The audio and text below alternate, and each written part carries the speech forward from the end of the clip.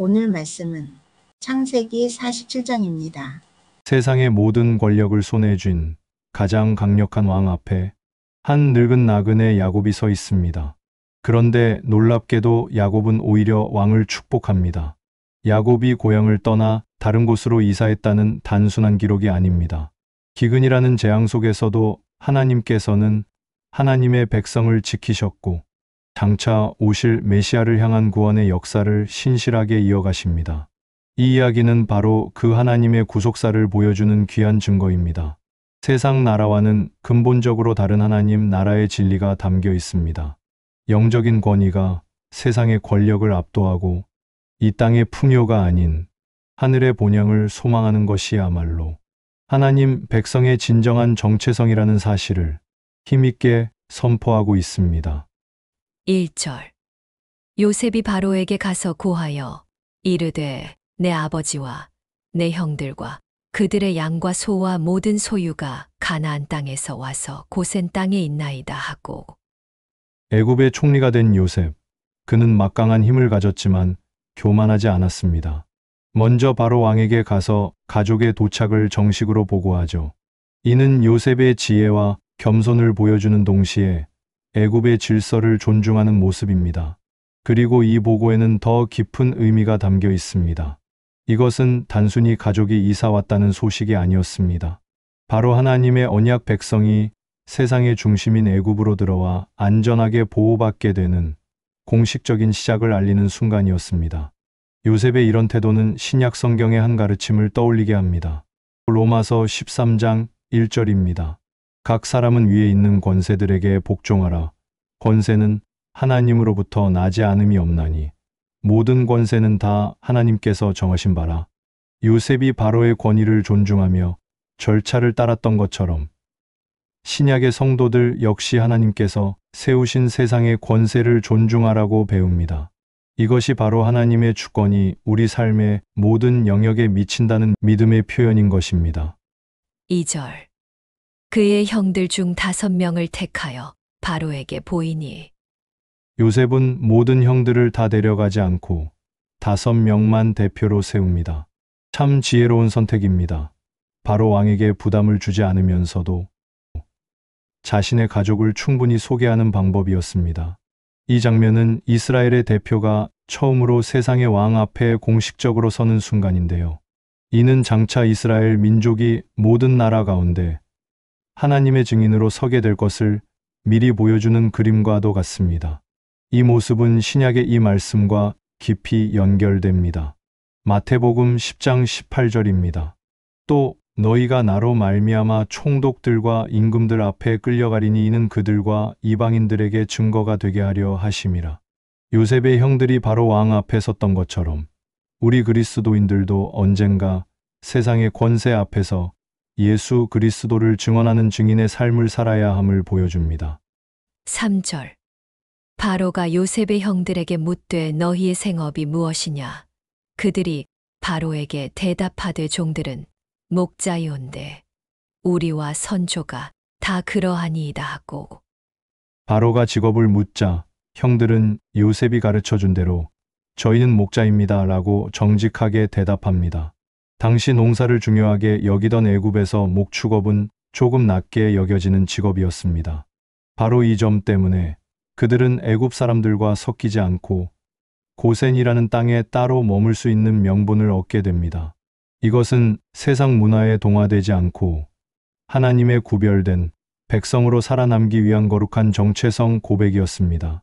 고린도후서 6장 17절 그러므로 너희는 그들 중에서 나와서 따로 있고 부정한 것을 만지지 말라.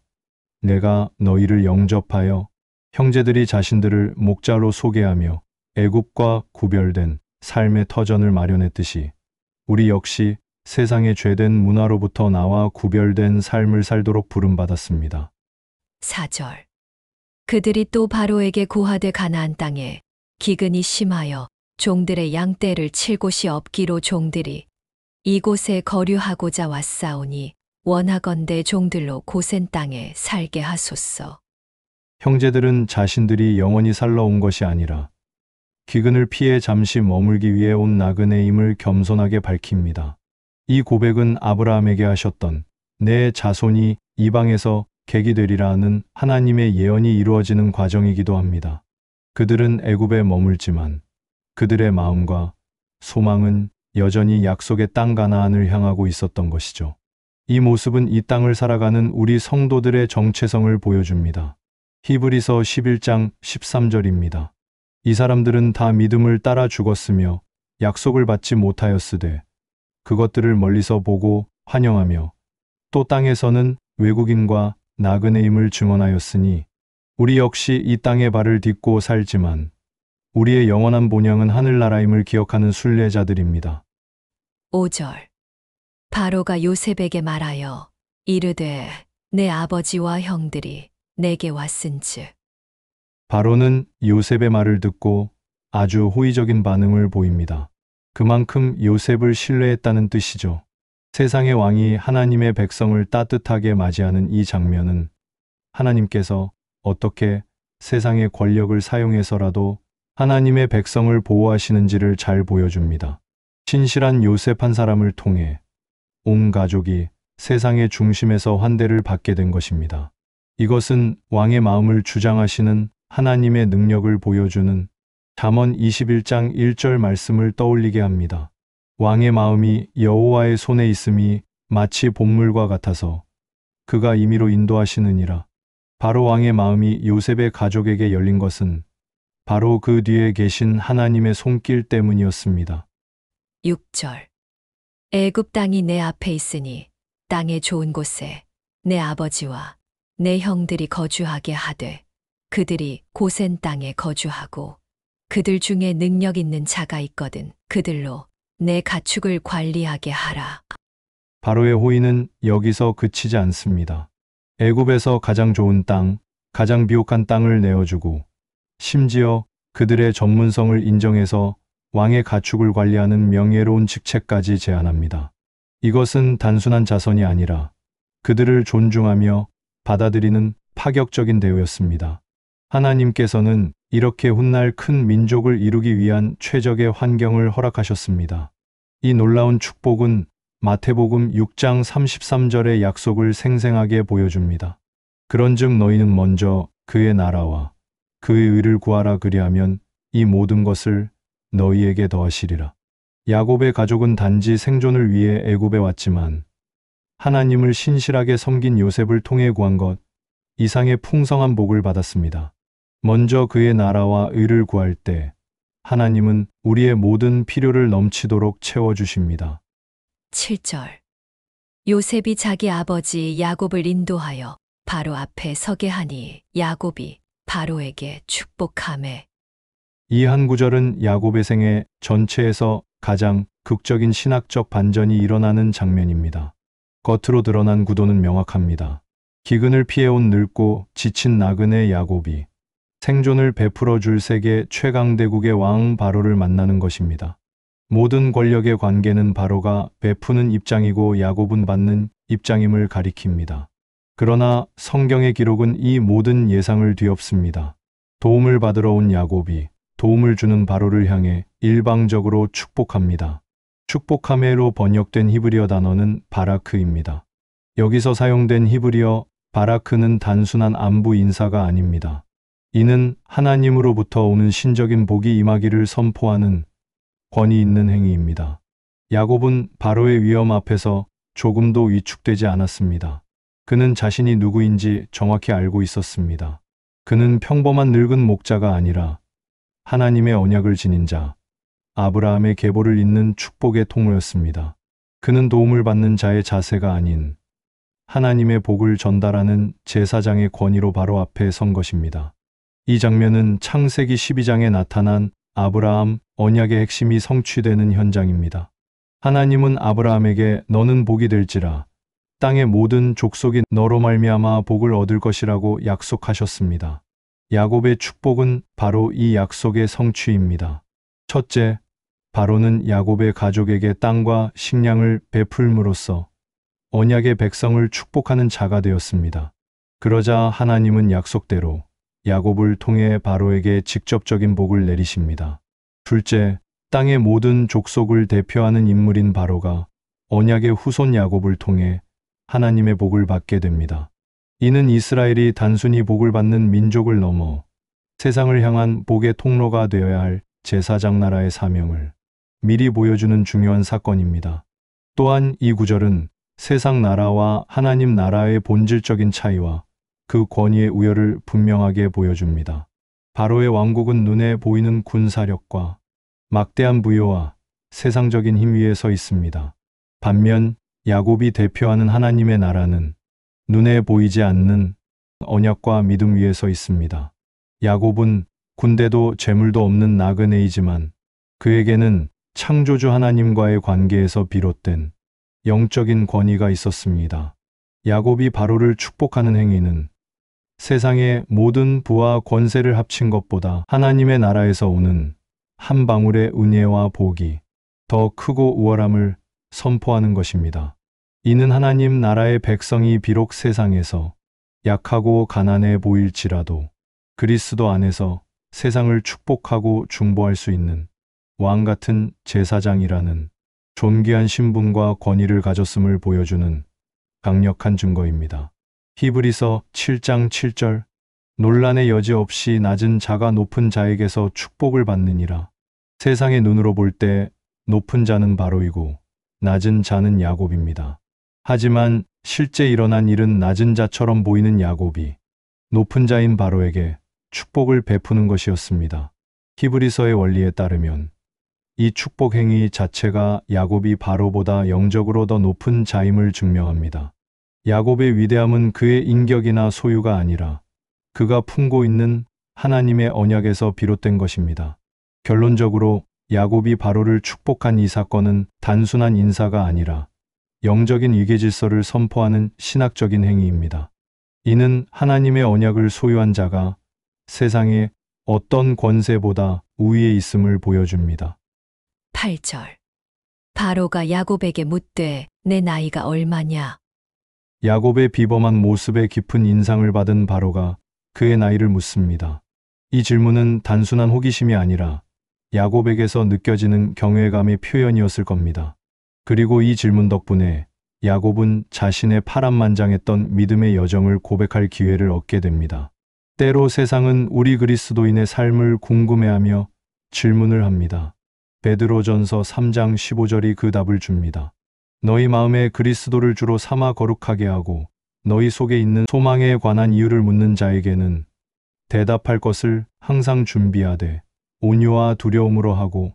바로의 질문에 야곱이 자신의 삶을 신앙으로 고백했듯이 우리도 세상이 우리의 소망에 대해 물을 때 언제나 복음으로 대답할 준비가 되어 있어야 합니다. 9절. 야곱이 바로에게 아뢰되 내 나그네 길의 세월이 130년이니이다. 내 나이가 얼마 못 되니 우리 조상의 나그네 길의 연조에 미치지 못하나 험악한 세월을 보내었나이다 하고. 야곱은 자신의 130년 인생을 두 단어로 표현합니다. 나그네 길 그리고 험악한 세월. 정말 그의 인생은 파란만장했죠. 하지만 이 고백은 단지 힘들었다는 푸념이 아닙니다.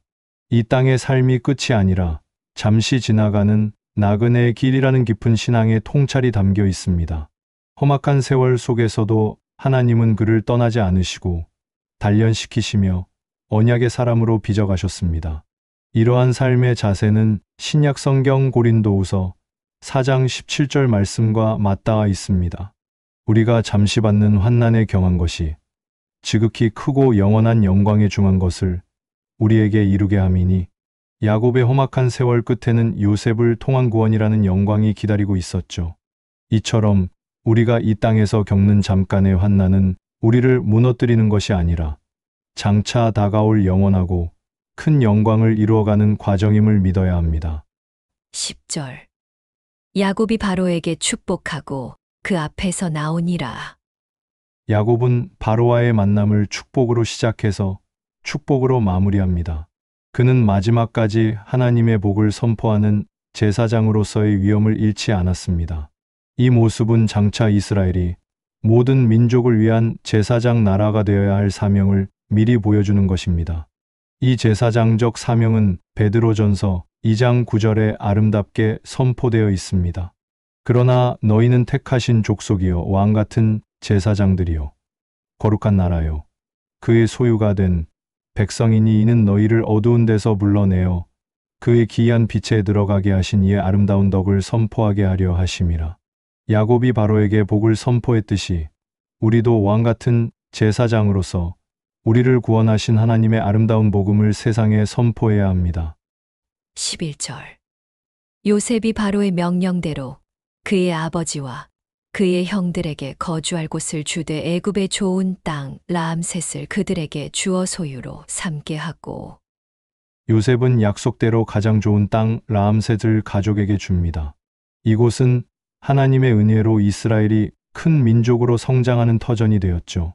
하지만 역사의 아이러니는 훗날 이스라엘 백성이 바로 이 땅에서 노예가 되어 고통받게 된다는 점입니다. 12절. 또 그의 아버지와 그의 형들과 그의 아버지의 온 집에 그 식구를 따라 먹을 것을 주어 봉양하였더라. 요셉은 땅만 준 것이 아니었습니다. 기근이 끝날 때까지 각 가족의 식구 수에 맞춰 세심하게 먹을 것을 공급하며 그들을 돌보았습니다. 이 모습은 자기 백성을 먹이시고 돌보시는 우리의 선한 목자 예수 그리스도를 미리 보여주는 그림과도 같습니다. 13절. 기근이 더욱 심하여 사방에 먹을 것이 없고 애굽 땅과 가나안 땅이 기근으로 황폐하니. 이제 기근이 극에 달했습니다. 문명의 중심지 애굽과 약속의 땅 가나안 모두 예외 없이 황폐해졌습니다. 이 모습은 죄로 인해 영적으로 황폐해진 온 세상의 상태를 상징합니다. 세상의 그 어떤 부유함이나 약속도 스스로를 구원할 수는 없습니다. 오직 하나님께서 예비하신 구원자를 통해서만 생명을 얻을 수 있는 것입니다. 이는 로마서 3장 23절의 말씀과 같습니다.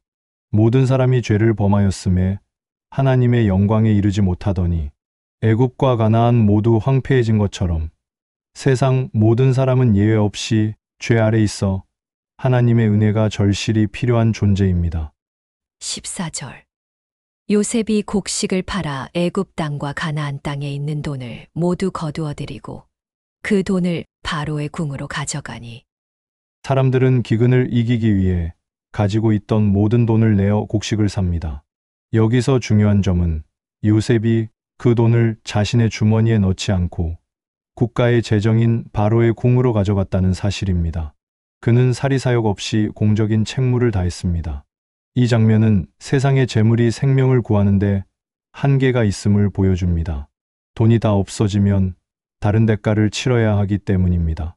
예수님께서는 이 진리를 마태복음 16장 26절에서 이렇게 말씀하셨습니다. 사람이 만일 온 천하를 얻고도 제 목숨을 잃으면 무엇이 유익하리요? 사람이 무엇을 주고 제 목숨과 바꾸겠느냐? 세상의 모든 돈을 다 준다 해도 우리의 영원한 생명을 살 수는 없습니다. 15절.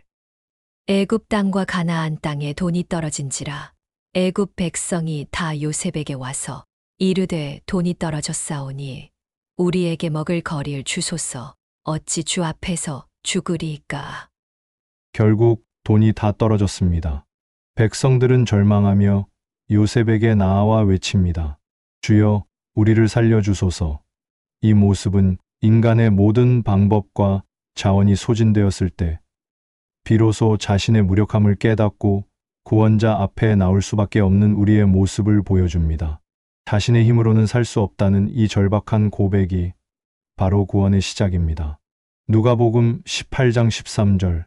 세리는 멀리 서서 감히 눈을 들어 하늘을 쳐다보지도 못하고 밤한 가슴을 치며 이르되 하나님이여 불쌍히 여기소서 나는 죄인이로소이다 하였느니라. 자신의 한계를 인정하고 오직 구원자의 자비만을 구할 때 우리에게 생명의 길이 열립니다. 16절. 요셉이 이르되 너희의 가축을 내라. 돈이 떨어졌은즉 내가 너희의 가축과 바꾸어 주리라. 이제 요셉은 두 번째 단계를 제시합니다. 돈이 없으면 생계의 기반인 가축을 내라는 것입니다. 이 장면은 우리가 돈 다음으로 의지하는 것, 즉 우리의 생업과 능력조차도 참된 생명을 보장해 주지 못한다는 것을 상징합니다. 구원을 얻기 위해서는 우리가 의지하는 모든 것을 내려놓을 준비가 되어야 합니다. 빌립보서 3장 8절. 또한 모든 것을 해로 여김은 내 주 그리스도 예수를 아는 지식이 가장 고상하기 때문이라.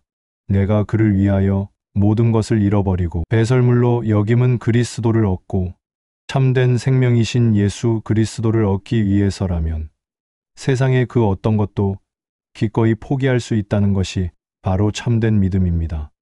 17절. 그들이 그들의 가축을 요셉에게 끌어오는지라. 요셉이 그 말과 양떼와 소떼와 나귀를 받고 그들에게 먹을 것을 주되 곧 그 모든 가축과 바꾸어서 그 해 동안에 먹을 것을 그들에게 주니라. 백성들은 살아남기 위해 자신들의 모든 가축을 요셉에게 넘기고 그 해를 버틸 양식을 얻습니다.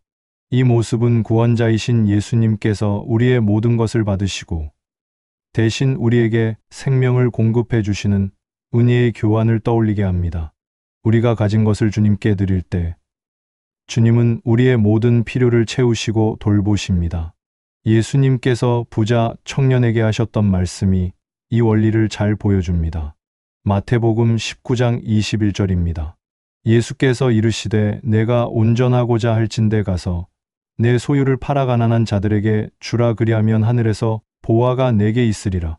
그리고 와서 나를 따르라 하시니 우리가 의지하는 세상의 것을 내려놓고 주님을 따를 때 우리는 비로소 참된 생명과 하늘의 보화를 얻게 됩니다.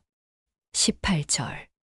그 해가 다 가고 새 해가 되매 무리가 요셉에게 와서 그에게 말하되 우리가 주께 숨기지 아니하나이다. 우리의 돈이 다하였고. 1년이 지났지만 기근은 끝나지 않았습니다. 이제 백성들에게는 남은 것이 아무것도 없습니다. 돈도 가축도 다 사라지고 오직 자신들의 몸과 땅만 남았다고 솔직하게 고백합니다. 바로 이 순간이 영적인 파산 상태, 즉 자신의 힘으로는 아무것도 할 수 없음을 인정하는 심령이 가난한 상태입니다. 바로 이 자리에서 하나님의 놀라운 은혜가 시작됩니다. 이 모습은 모든 것을 잃고 나서야 아버지를 떠올렸던 탕자의 모습과 같습니다. 누가복음 15장 16절과 17절입니다. 그가 돼지 먹는 쥐엄 열매로 배를 채우고자 하되 주는 자가 없는지라. 이에 스스로 돌이켜 이르되 내 아버지에게는 양식이 풍족한 품꾼이 얼마나 많은가. 나는 여기서 주려 죽는구나. 모든 것을 잃은 바로 그 자리에서 우리는 비로소 진정한 구원의 길을 바라보게 됩니다.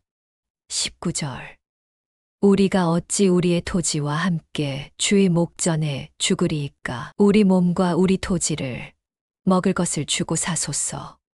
우리가 토지와 함께 바로의 종이 되리니 우리에게 종자를 주시면 우리가 살고 죽지 아니하며 토지도 황폐하게 되지 아니하리이다.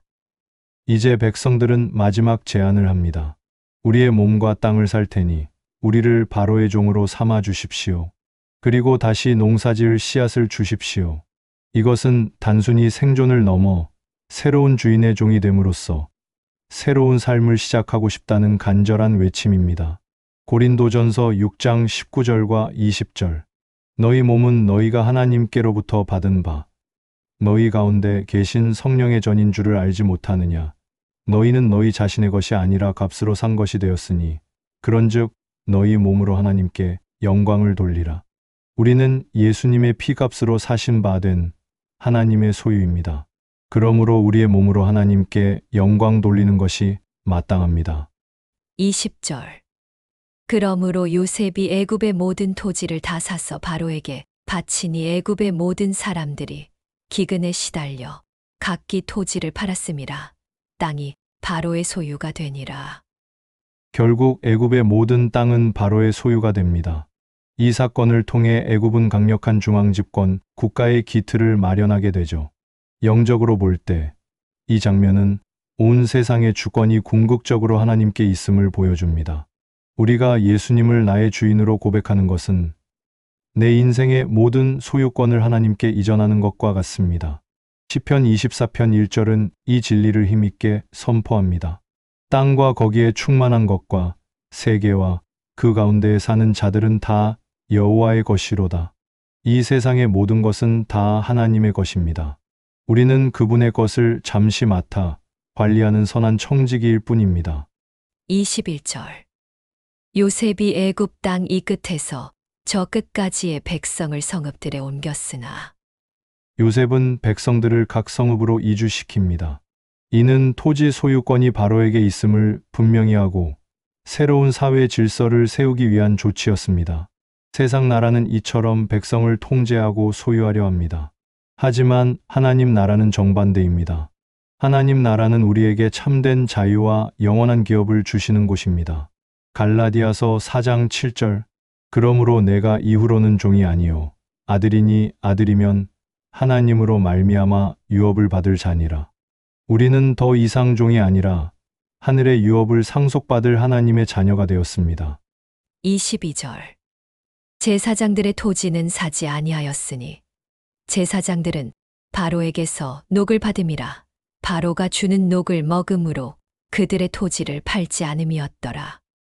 요셉의 정책에 한 가지 예외가 있었습니다. 바로 제사장들의 땅은 사지 않았다는 것입니다. 그들은 왕에게서 직접 생활비를 받았기 때문입니다. 이 모습은 이스라엘의 레위 지파가 땅을 기업으로 받지 않고 오직 하나님만을 기업으로 삼아 백성들이 드리는 헌물로 생활했던 것을 미리 보여줍니다. 하나님께 온전히 헌신된 사람은 하나님께서 친히 책임져 주신다는 원리입니다. 이 원리는 복음 사역자들에게도 동일하게 적용됩니다.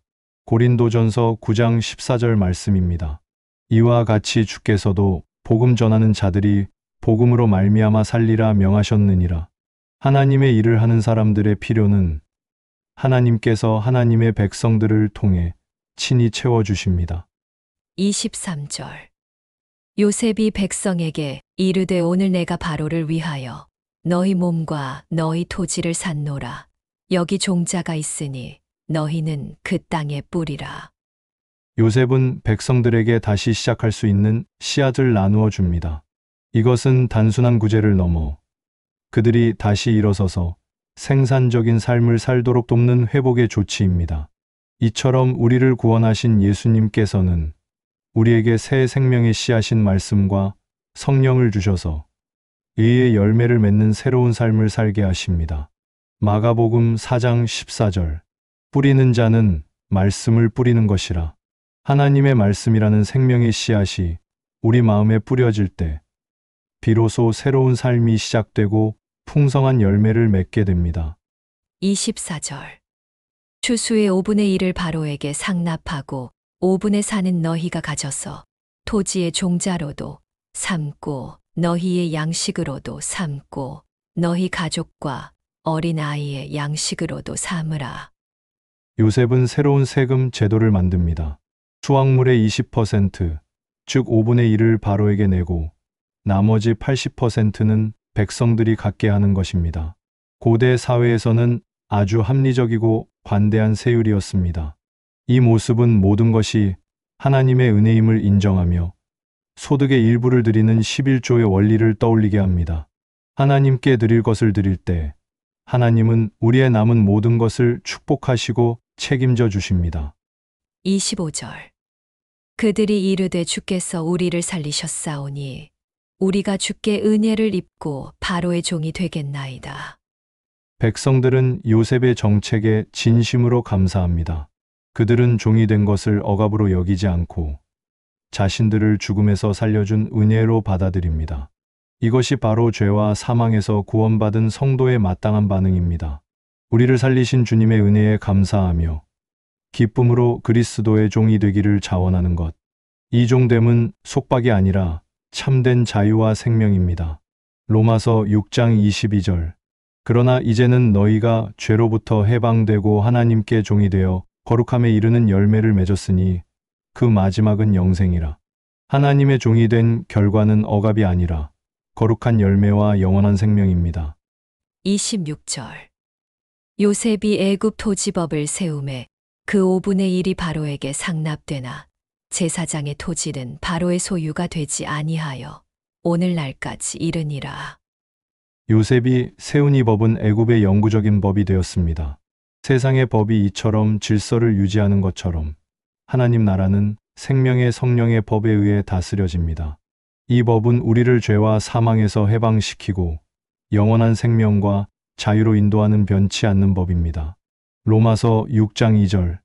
이는 그리스도 예수 안에 있는 생명의 성령의 법이 죄와 사망의 법에서 너를 해방하였음이라. 세상의 법은 일시적인 질서를 주지만 그리스도의 법은 우리에게 영원한 생명을 줍니다. 27절. 이스라엘 족속이 애굽 고센 땅에 거주하며 거기서 생업을 얻어 생육하고 번성하였더라. 이제 이야기는 다시 이스라엘 가족에게로 돌아옵니다.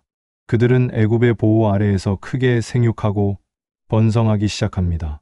이것은 아브라함에게 주셨던 내 자손이 하늘의 별과 같이 번성케 하리라는 하나님의 언약이 성취되는 모습입니다. 하나님 나라는 어떤 환경 속에서도 심지어 이방 땅에서도 이렇게 놀랍게 확장됩니다. 이 모습은 핍박 속에서도 폭발적으로 성장했던 초대교회의 모습을 떠올리게 합니다. 사도행전 6장 7절입니다.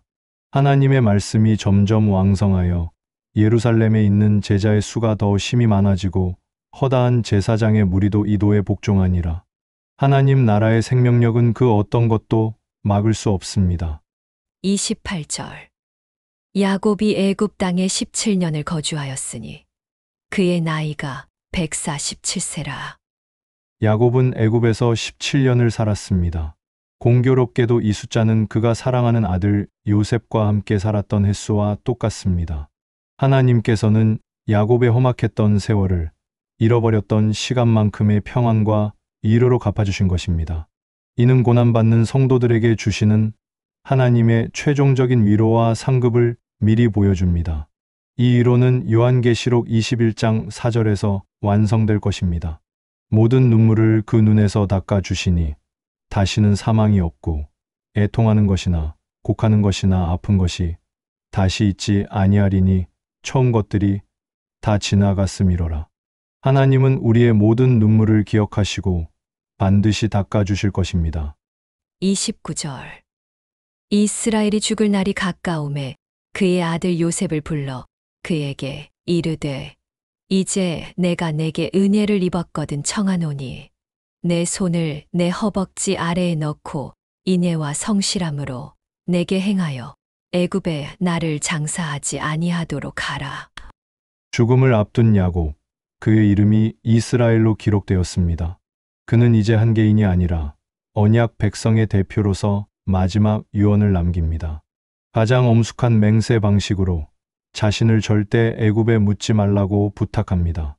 이것은 애굽의 풍요에 안주하지 않고 자신의 소망이 오직 약속의 땅 가나안에 있다는 위대한 믿음의 선언입니다. 이 고백은 이 땅을 살아가는 우리의 정체성을 말해주는 빌립보서 3장 20절 말씀과 같습니다.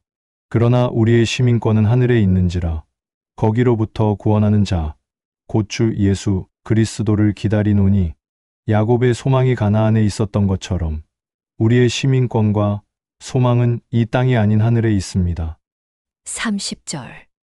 내가 조상들과 함께 눕거든 너는 나를 애굽에서 메어다가 조상의 묘지에 장사하라. 요셉이 이르되 내가 아버지의 말씀대로 행하리이다. 야곱은 조상들과 함께 눕기를 원합니다. 이것은 단순히 가족, 묘에 묻히고 싶은 마음이 아닙니다. 조상들의 묘지인 막벨라굴은 하나님의 언약이 담긴 약속의 땅을 상징하는 곳입니다. 그곳에 묻히겠다는 것은 자신은 죽지만 하나님의 약속은 반드시 이루어질 것을 믿는다는 신앙 고백이었습니다. 이 소망은 죽음을 넘어선 성도들의 연합을 보여주는 데살로니가전서 4장 14절 말씀으로 이어집니다. 우리가 예수께서 죽으셨다가 다시 살아나심을 믿을진대 이와 같이 예수 안에서 자는 자들도 하나님이 그와 함께 데리고 오시리라. 야곱이 조상들과 함께 눕기를 원했던 것처럼 우리도 먼저 잠든 믿음의 성도들과 함께 주님 안에서 다시 만날 그날을 소망합니다. 31절. 야곱이 또 이르되 내게 맹세하라 하매 그가 맹세하니 이스라엘이 침상 머리에서 하나님께 경배하니라. 야곱은 요셉의 맹세를 받고 나서야 비로소 안심하고 마지막 힘을 다해 침상 머리에서 하나님께 경배합니다. 그의 파란만장했던 인생의 마지막 행위는 바로 하나님을 향한 예배였습니다. 자신의 인생 전체를 인도하시고 장차 그 약속을 신실하게 이루실 하나님께 드리는 완전한 신뢰와 감사의 예배였던 것이죠. 히브리서 기자는 야곱의 이 마지막 모습을 그의 위대한 믿음의 증거로 기록합니다. 히브리서 11장 21절입니다. 믿음으로 야곱은 죽을 때에 요셉의 각 아들에게 축복하고 그 지팡이 머리에 의지하여 경배하였으며 죽음의 문턱에서 지팡이에 의지해서라도 하나님을 경배했던 야곱의 믿음. 이것이 바로 우리 모두가 본받아야 할 인생의 가장 아름다운 마지막 모습입니다. 기도하겠습니다. 언약을 신실하게 이루시는 하나님 아버지, 기근 속에서도 백성을 고센 땅으로 인도하여 지키시고 세상의 왕 앞에 선 야곱을 통해 오히려 복을 선포하게 하신 주님의 놀라운 섭리를 찬양합니다. 하지만 우리는 하늘의 본향보다 애굽의 풍요를 사모하고 세상을 축복하기보다 세상의 힘 앞에서 주눅 들었던 연약함을 고백하오니 용서하여 주옵소서. 간절히 원하옵나니 이 땅이 영원한 집이 아님을 깨닫게 하시고 애굽의 묻히기를 거부하며 약속의 땅을 바라본 야곱처럼 오직 하늘의 본향에 소망을 두는 참된 순례자로 살게 하여 주옵소서. 인생의 마지막 순간 침상머리에서 하나님께 경배했던 야곱처럼 우리의 삶이 끝까지 주님을 예배하는 믿음의 여정이 되게 하옵소서. 우리를 죄의 기근에서 구원하시는 우리 주 예수 그리스도의 이름으로 기도드립니다. 아멘. 다시 한번 창세기 47장 본문을 묵상합니다. 요셉이 바로에게 가서 고하여 이르되 내 아버지와 내 형들과 그들의 양과 소와 모든 소유가 가나안 땅에서 와서 고센 땅에 있나이다 하고 그의 형들 중 5명을 택하여 바로에게 보이니 바로가 요셉의 형들에게 묻되 너희 생업이 무엇이냐? 그들이 바로에게 대답하되 종들은 목자이온데 우리와 선조가 다 그러하니이다 하고 그들이 또 바로에게 고하되 가나안 땅에 기근이 심하여 종들의 양떼를 칠 곳이 없기로 종들이 이곳에 거류하고자 왔사오니 원하건대 종들로 고센 땅에 살게 하소서. 바로가 요셉에게 말하여 이르되 내 아버지와 형들이 내게 왔은즉 애굽 땅이 내 앞에 있으니 땅의 좋은 곳에 내 아버지와 내 형들이 거주하게 하되 그들이 고센 땅에 거주하고 그들 중에 능력 있는 자가 있거든 그들로 내 가축을 관리하게 하라. 요셉이 자기 아버지 야곱을 인도하여 바로 앞에 서게 하니 야곱이 바로에게 축복하매 바로가 야곱에게 묻되 내 나이가 얼마냐? 야곱이 바로에게 아뢰되 내 나그네 길의 세월이 130년이니이다. 내 나이가 얼마 못 되니 우리 조상의 나그네 길의 연조에 미치지 못하나 험악한 세월을 보내었나이다 하고 야곱이 바로에게 축복하고 그 앞에서 나오니라. 요셉이 바로의 명령대로 그의 아버지와 그의 형들에게 거주할 곳을 주되 애굽의 좋은 땅 라암셋을 그들에게 주어 소유로 삼게 하고 또 그의 아버지와 그의 형들과 그의 아버지의 온 집에 그 식구를 따라 먹을 것을 주어 봉양하였더라. 기근이 더욱 심하여 사방에 먹을 것이 없고 애굽 땅과 가나안 땅이 기근으로 황폐하니 요셉이 곡식을 팔아 애굽 땅과 가나안 땅에 있는 돈을 모두 거두어들이고 그 돈을 바로의 궁으로 가져가니 애굽 땅과 가나안 땅에 돈이 떨어진지라 애굽 백성이 다 요셉에게 와서 이르되 돈이 떨어졌사오니 우리에게 먹을 거리를 주소서. 어찌 주 앞에서 죽으리이까? 요셉이 이르되 너희의 가축을 내라. 돈이 떨어졌은즉 내가 너희의 가축과 바꾸어 주리라. 그들이 그들의 가축을 요셉에게 끌어오는지라 요셉이 그 말과 양떼와 소떼와 나귀를 받고 그들에게 먹을 것을 주되 곧 그 모든 가축과 바꾸어서 그 해 동안에 먹을 것을 그들에게 주니라. 그 해가 다 가곳에 해가 되매 무리가 요셉에게 와서 그에게 말하되 우리가 주께 숨기지 아니하나이다. 우리의 돈이 다하였고 우리의 가축대가 주께로 돌아갔사오니 주께 낼 것이 아무것도 남지 아니하고 우리의 몸과 토지뿐이라. 우리가 어찌 우리의 토지와 함께 주의 목전에 죽으리이까. 우리 몸과 우리 토지를 먹을 것을 주고 사소서 우리가 토지와 함께 바로의 종이 되리니 우리에게 종자를 주시면 우리가 살고 죽지 아니하며 토지도 황폐하게 되지 아니하리이다. 그러므로 요셉이 애굽의 모든 토지를 다 사서 바로에게 바치니 애굽의 모든 사람들이 기근에 시달려 각기 토지를 팔았음이라. 땅이 바로의 소유가 되니라. 요셉이 애굽 땅 이 끝에서 저 끝까지의 백성을 성읍들에 옮겼으나 제사장들의 토지는 사지 아니하였으니 제사장들은 바로에게서 녹을 받음이라. 바로가 주는 녹을 먹음으로 그들이 토지를 팔지 않음이었더라. 요셉이 백성에게 이르되 오늘 내가 바로를 위하여 너희 몸과 너희 토지를 샀노라. 여기 종자가 있으니 너희는 그 땅에 뿌리라. 추수의 5분의 1을 바로에게 상납하고 5분의 4는 너희가 가져서 토지의 종자로도 삼고 너희의 양식으로도 삼고 너희 가족과 어린아이의 양식으로도 삼으라. 그들이 이르되 주께서 우리를 살리셨사오니 우리가 주께 은혜를 입고 바로의 종이 되겠나이다. 요셉이 애굽 토지법을 세우매 그 5분의 1이 바로에게 상납되나 제사장의 토지는 바로의 소유가 되지 아니하여 오늘날까지 이르니라. 이스라엘 족속이 애굽 고센 땅에 거주하며 거기서 생업을 얻어 생육하고 번성하였더라.